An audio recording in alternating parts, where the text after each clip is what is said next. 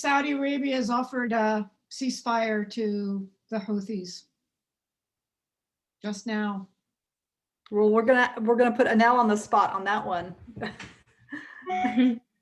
Yeah, I think Christian had actually sent that to me as I was talking. I wasn't able to bring it in, but this was what Christian had said. The point being sort of similar to the ceasefire that we saw last year in April, which was almost immediately violated, but sort of the ability of, or sort of an intention there to try to reiterate that it's the Houthis that are really the bad guys here, that are perpetrating the violence, that want to maintain the violence, that then the Saudis and the United States get to say, well, we're trying to push for peace here. They're the ones that keep attacking and keep breaking these ceasefires.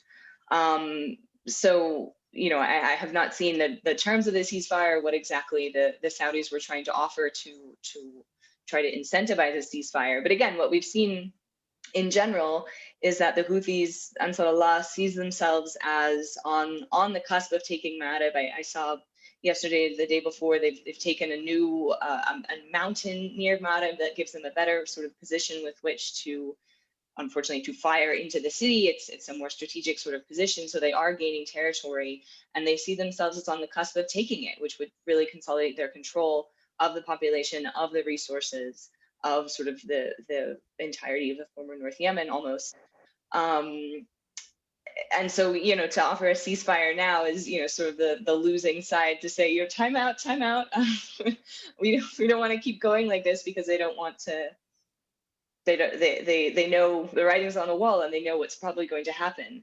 So, it is certainly far too much, far too late, or far too little, far too late for the Saudis to now sort of try to beg off and say, we don't want to play anymore.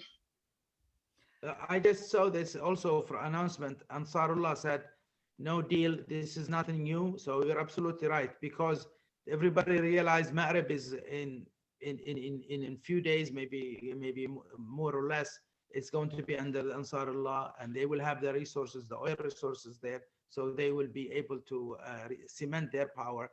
And again, in 2000, and this whole war was really stupid, because in 2015, these people didn't have much weapon. Now they have ballistic missiles because of this war, not in spite of this war, because of this war. Because when you are, and I always say this, America, when you say, oh, why do they go to Iran? I said this many times. United States was an ally with Stalin, and they say, oh, because we had Hitler. Okay, to them it's the same thing. So you cannot blame them for having sought Iranian weapons and Iranian help.